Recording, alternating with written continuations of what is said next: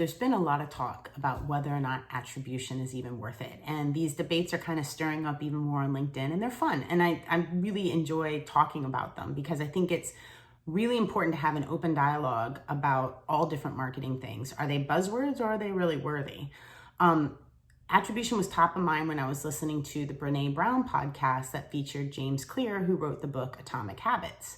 And if you haven't read the book or listened to a podcast with him, one of the main ideas about Atomic Habits is to focus on the process of habits rather than the outcomes.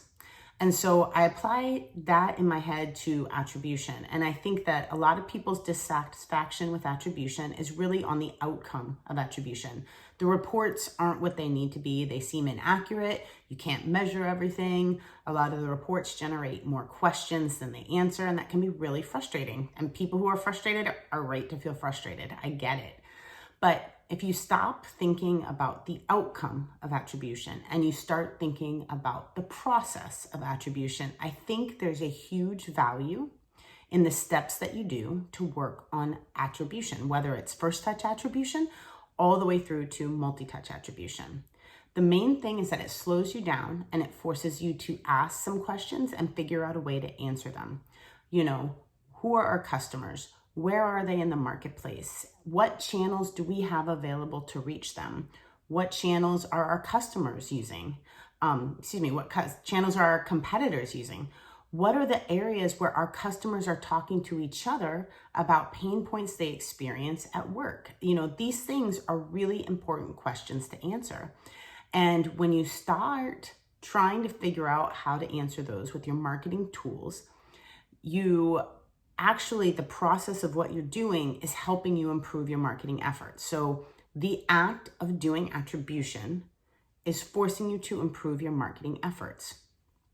One of the biggest questions that you can ask, the most important question I think that attribution can ask is, where should we spend our next marketing dollar? And the only way to really truly figure that out is to try to understand, how are our marketing dollars working today? So you start asking these big questions. Now, to go to the process, there are steps that you do along the way to get to those answers that are very valuable to do. Whether you are using Excel to try to calculate your attribution and using your native systems like Marketo and Salesforce, or if you're using a full-on platform, something like Bizible, it's still the habits that you build that create the value in attribution. So I've started writing a little bit more about this, and I think there are several really important habits that everybody should be doing no matter what tools they're using. So if you go to go.condurio.com/attribution-habits, sign up. I will send you a list of the habits that I recommend, including a CSV file that'll really help you nail down your channels. But let's keep this debate going. I mean, it's really fun and engaging. Let's all be talking about it, because the more we talk and learn, the better we all get. Thanks.